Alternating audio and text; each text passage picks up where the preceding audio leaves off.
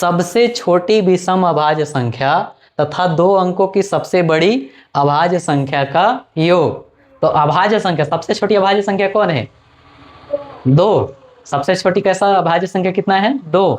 लेकिन क्वेश्चन क्या कहा है? सबसे छोटी विषम अभाज्य संख्या, है ना। सबसे छोटी विषम अभाज्य संख्या 3 है, सम अभाज्य संख्या 2 है, और सबसे छोटी अभाज्य संख्या 2। विषम अभाज्य संख्या कहेगा तो 3, और सबसे छोटी अभाज्य संख्या कहेगा तो 2, है ना। तो सबसे छोटी विषम अभाज्य संख्या, देखो सबसे छोटी विषम अभाज्य संख्या, तो सबसे छोटी विषम अभाज्य संख्या कितना है?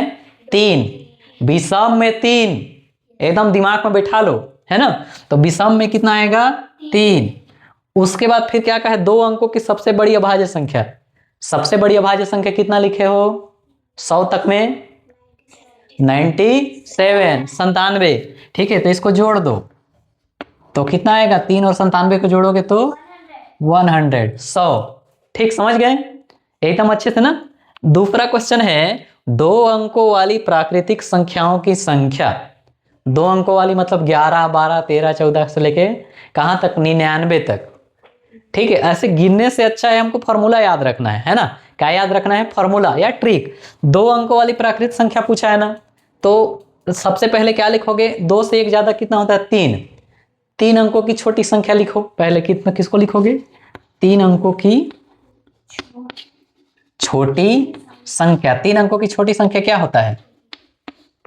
क्या होता है? फिर उसके बाद 2 अंकों की छोटी संख्या। 3 अंकों की छोटी संख्या 1 लिखने के बाद 2 ठो 0। 2 अंकों की छोटी संख्या 1 लिखे, फिर 1 ठो 0, माइनस कर दो, है ना। समझ रहे हो ना, पहले सब चीज पढ़ा चुके हैं, बेसिक। ठीक है, तो 3 अंकों की छोटी संख्या 100, 100 में 10 घटाओ कितना आएगा? 90।